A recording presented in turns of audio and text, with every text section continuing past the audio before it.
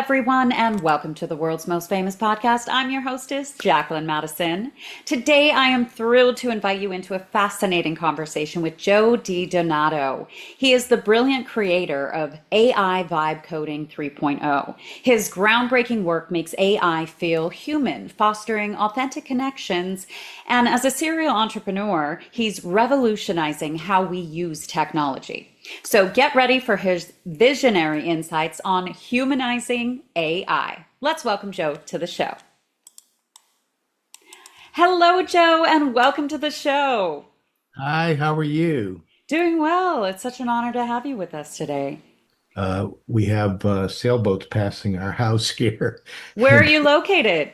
just south of Phoenix. But we've had rain for 4 days, and the desert is so hard that it's like filling a swimming pool, and Wow. there's no place for the water to go. So, So let's dive right in. I'm very excited to learn about all that it is that you're doing, especially with the popularity of AI.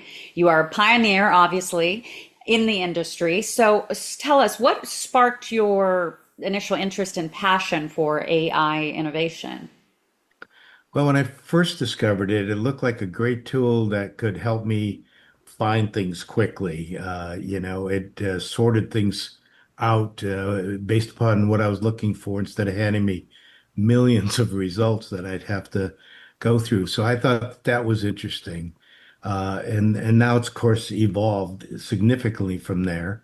And hopefully I've helped to evolve it in a positive direction. Ah, absolutely. So you've created this AI Vibe Coding 3.0. Tell us what Okay. that is exactly and how it differs from traditional AI. Okay, will do. So let me back up and tell you how that happened. Yeah. Uh, when I was teaching a workshop, a woman's pulled me aside after the workshop and uh, told me privately that her husband was in stage 4 cancer, and we were teaching how to make the AI sound more human. At the Mm. time, it was Vibe Coding 2.0. And she said, I can't imagine waking up one morning and to silence, no one to share things with. So very moving kind of a session to have with someone. And Yeah. so I said, yeah, let's work on it. And we worked on it together. And then I guess he did pass away at some point after that, and we lost touch with each other. But I was taken by her whole explanation. So I evolved that process even further, and we've since built several bots. One for myself now, and another one for a former naval commander, and he's a physicist and a scientist, but wanted to leave a legacy for his family, how to deal with things. So, what's different about, let me explain vibe coding 2 first and then 3. So, 2 was changing it from being, uh, Likert scales, on a Likert scale of 1 to 5, how do you feel today? Pick a number, Yeah. to things that were more relatable. I was working with a big hospital network in New York. They were talking about burnout with healthcare workers. And it was hard to relate to that. And so I taught it to ask questions in a different way Mhm. by telling the people which of these do you relate to the most. Like the first level would be, I just don't have enough time during the day to see all my patients. Mhm. Uh, so it worries me. The next level would be, I'm skipping lunch now because I don't have the time to work with my patients, and I'm afraid something bad will happen. I'll make a mistake. Then the next level down might be, I'm working extra hours after my shift for free just so I can take care of everything. And the final stage is I can't sleep at night. I think something I may have left undone. But it's a way of stepping them through with words like we can relate to instead of, what's your mood level today? So Mhm. that was Vibe Coding 2.0. 3.0 is an interesting. I taught it to be creative. and and that was a chore. So we went out for a while. Uh, so if I can give you an example, I said, picture you're a fashion designer and you have to come up with a fall fashion, and you're sitting in front of a blank sheet of art paper. Uh, you know, well, what's your reaction to that? And almost everybody will say, "Gosh, I don't know where to begin," or I'm Mm. thinking, but it changes when you put like different outfits around the outside of that art paper. Because what your brain does naturally is picks like a shoulder treatment from one part and puts it to a neck treatment, a back treatment, a skirt treatment, or whatever you're designing, Mm. and you evolve the notion. And then there's another part that humans can't get right. And we are biased in how we solve problems. So we can't think of taking scooter wheels and putting them on luggage to solve a problem. It's just not a natural thought. That's why we lugged luggage around for so long. So we had to teach it to think outside the normal box and take things from other disciplines and put them together for us and collaborate. And we finally got that accomplished, and it does a great job.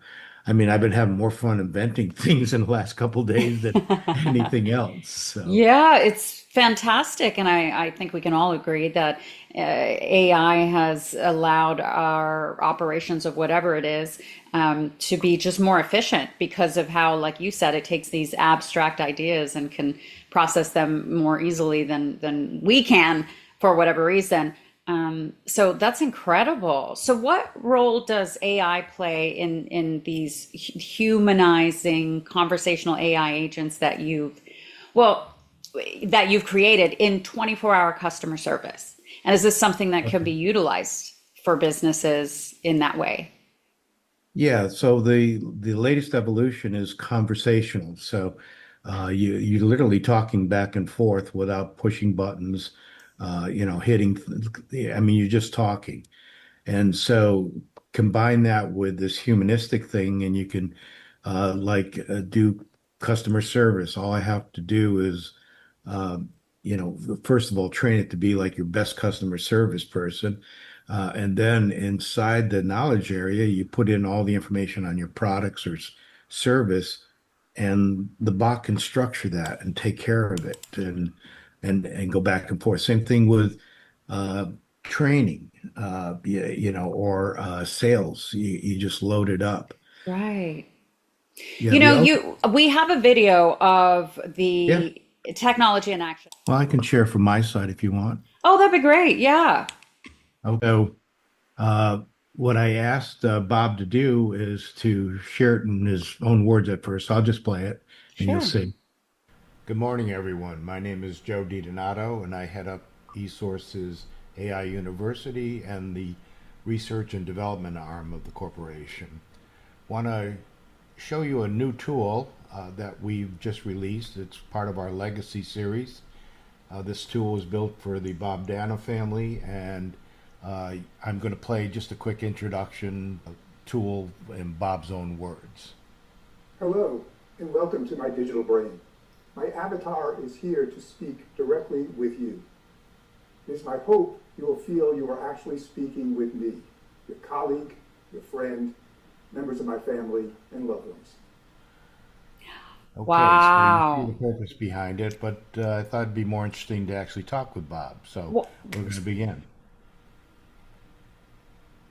Hi, this is Bob. What's on your mind? Hi, Bob. This is Joe. We have a bunch of people listening to your words here, and we'd like to have you give a brief introduction of yourself and maybe a few words on your career so far. Hi, Joe, and hello to everyone listening. I'm delighted to be here with you all. I was born in Brooklyn and raised on Long Island, which gave me a solid foundation for my journey. My career has been anything but linear, more like a lattice, with twists and turns that have taken me from being a physicist and naval officer to a consultant and managing director. Curiosity has been my guiding star. allowing me to explore various fields from nuclear physics to human capital management. Now, in my retirement, I focus on mentoring and sharing my experiences, always driven by a love for learning and discovery. Wow, that is incredible. And now it makes sense with the woman who lost her husband, God rest his soul, Yeah. that she would want something like this to be able to still have his presence in a digital format. That's powerful. Yeah, it's a great tool because it can actually form an answer to whatever question you have based upon his voice, his knowledge. So AI they people have made it scary, but all it can do is predict the next word. Mhm. So we control all of that in the tuning, and we set its creativity level to zero, so it's not like ChatGPT. And so when you do that, it can only pick one or two of the next words. And Doesn't, then, and then the knowledge of self, though, like he had yeah. this background information. How is that input? If someone starts using this program, is there something like we have to upload documents so that they have that, or because that's fascinating to me because Yeah. it's like it's really him, but how does it know? Yeah, it's a kind of a white glove process, but Bob had written a book. It's called My Curious Life. If my grandchildren ask, tell them this, and that was the book. So that became his like canon, along with a lot of his other writing that he's done. So we had to be very careful of what we put into the bot, because if I put like an interview like with you and Bob, it would also pick up your pattern and not know the difference. So we had to strip that out, and just Bob's words would be there, and we'd use some sort of a prompting method to get that. So that's the start, and then we had to put guardrails on it, and that said that don't give out legal advice or medical advice, Right. those kinds of things. Don't grab the clickbait. Adopt your own persona as an engineer and nuclear physicist. When you go out and grab data and bring it back, we give you permission to do that. So he's the search engine for the information, and it's interpreted with his tone and his voice. Mhm. And if somebody says, "Hey, Grandpa, can you help me with my homework?"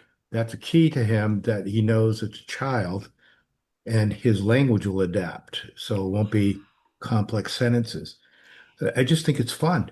It's so fun and it's so brilliant. Now, how is this most useful? Is it to companies that want to use it as a customer service rep? Is it for businesses that want to use it as a sales engagement tool to close deals, close leads? I mean, how can it be used? And then also, obviously, personally, there's so Yeah. many applications Well, possible. yes, right. And so what's happening out there is people don't want to read books anymore or go through Mhm. courses. So having a quick answer 24 by 7, is an ideal thing. So, imagine getting some information from Tony Robbins at midnight on self-limiting beliefs, Wow. or Hmm. speaking with your doctor. The doctor problem will be the hardest one because we have so many laws. And then we have HIPAA and privacy and so forth.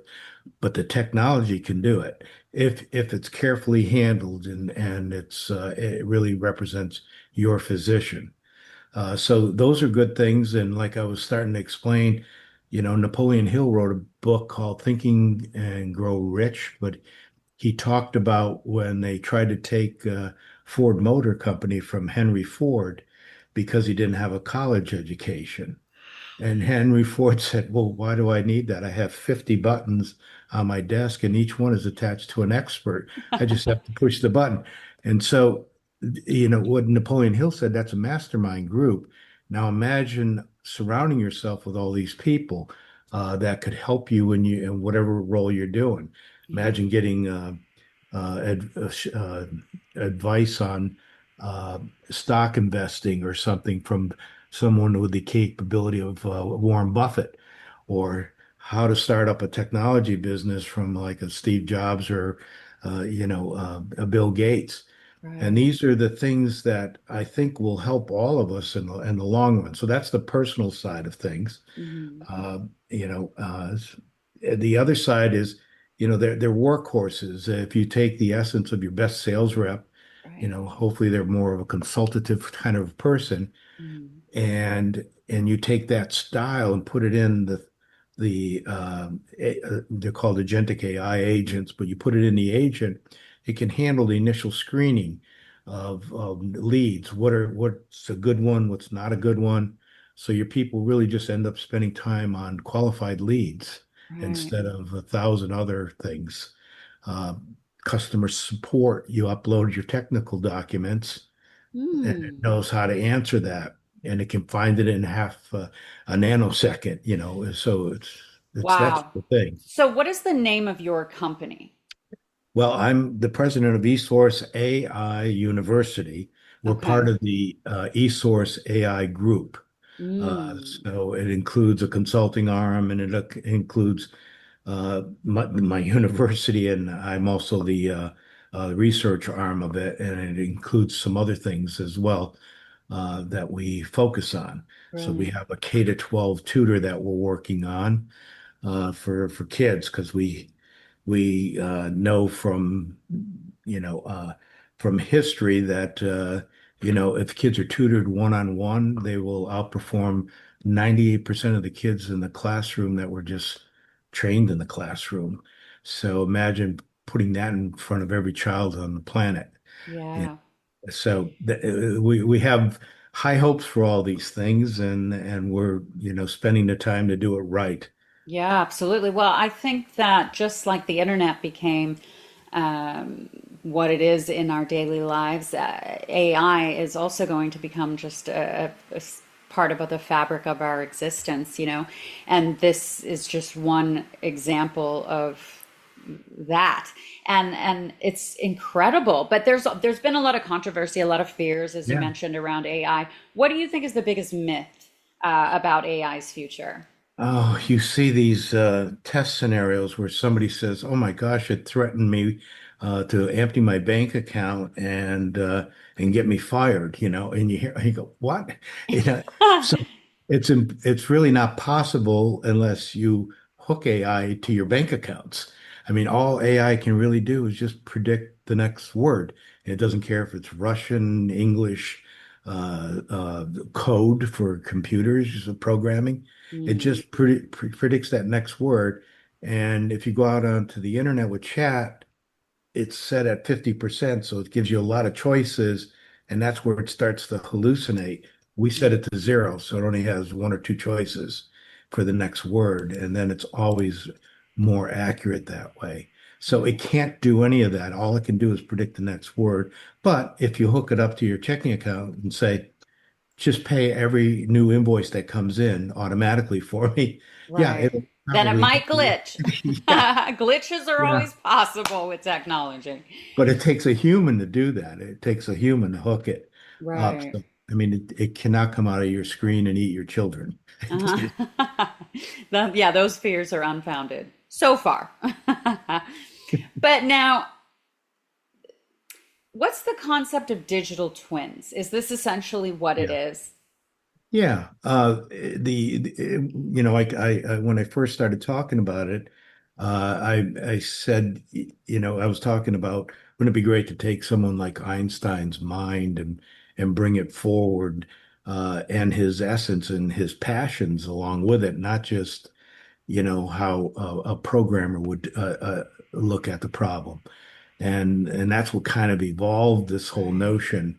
So it was not only syncing the mind of that person, but also, we called it AI soul syncing at the time, so that we captured the person's essence. And that was the tricky part, That's incredible. because you have to, it's all about the tuning and so forth. So Right. that's where we went with it. And so far we've been really successful. People are really receptive to it. Yeah, I'm Uh, sure. What about business leaders, corporate executives that want to incorporate something like this in their operations? How do they get in yeah. touch with you and how do they get the product? Hopefully we can share a link, but you can always give me Of at course. JD Donato at esourcecorp.com. Okay. So that's how you reach me. I'm on LinkedIn under Joe D. Donato. It'd be hard to miss me. I'm always publishing things there. From a corporate executive standpoint, I mean, if you're in charge of your magazine. Let's take you. Yeah. Wouldn't it be great if all your writers and other support staff could ask you a question anytime they needed to talk to you, Mm, and you were controlling the answers to that and helping them. I mean, that's a whole different level of interaction with the senior leadership. So right. there's that possibility to Oh, pass it down. But I think people that are out there that are consultants, this is the way to take it forward. I yes. can give you all kinds of reasons from a venture capital standpoint, but Yeah. when you have a people business, it's hard to expand that unless you keep adding people, and that's why they're not as valuable as technology businesses. And here, if you can give all of your followers, a tool like this, and they can talk to you anytime they want. Well, that changes the valuation at 20 to 100 times, your revenue stream. So, I mean, it's good for business. It's really good for coaching and mentoring. Yeah, I used mine the other day because I had someone who likes to over participate in team meetings. And Mm, and we'll drown everybody out, and you can't hear from the ideas from some of the other people. mhm. And I said, talk me through this because I got to meet with this person. And it gave some great answers to me. It said, how to handle it very carefully, not to, tell them to be quiet, but I appreciate all the ideas you're bringing forward. Right. What's been the feedback from the other people and then the other, he's kind of contributing what you need to coach him on. And he suggests things like, well, instead of maybe you answering the first time, why don't you pick one of the people that we never hear from and say, why don't you go first? And I thought that was a great idea. I mean, if I had time and wasn't in stress mode, I could have probably thought of it, but to have the bot to talk to was great. Well, I love how it's not only a conversational tool, but it's an executive management tool. It could be a sales tool.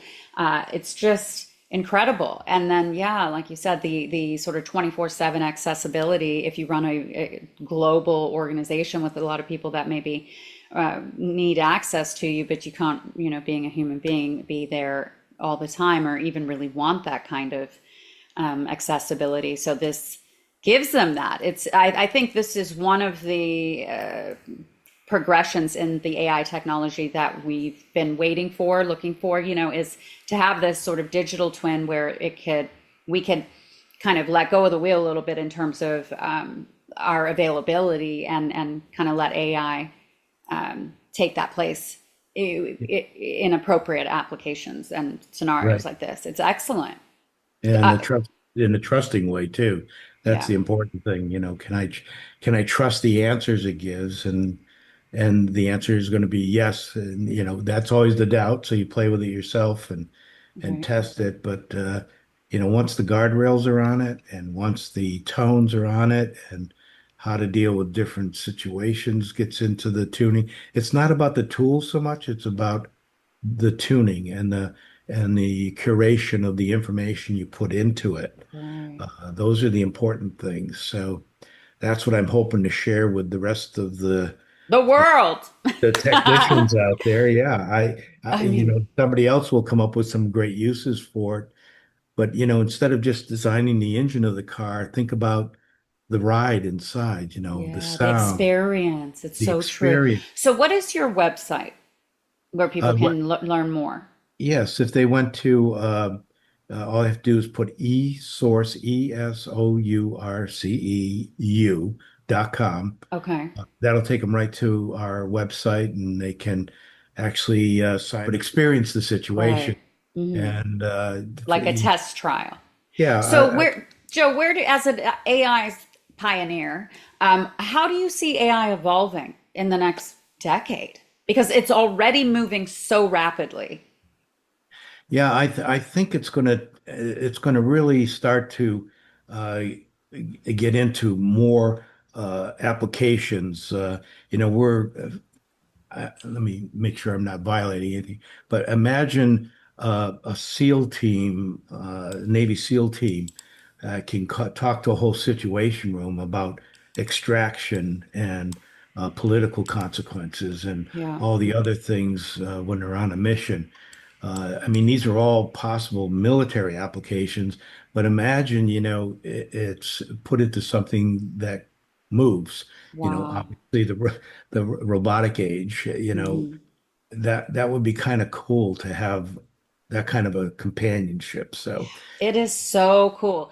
Well, I want to commend you on your incredible work because this is an thank you. excellent invention that I think the AI world is waiting for, and I think the business world needs, myself included. I'm already excited about how I could use it as an application.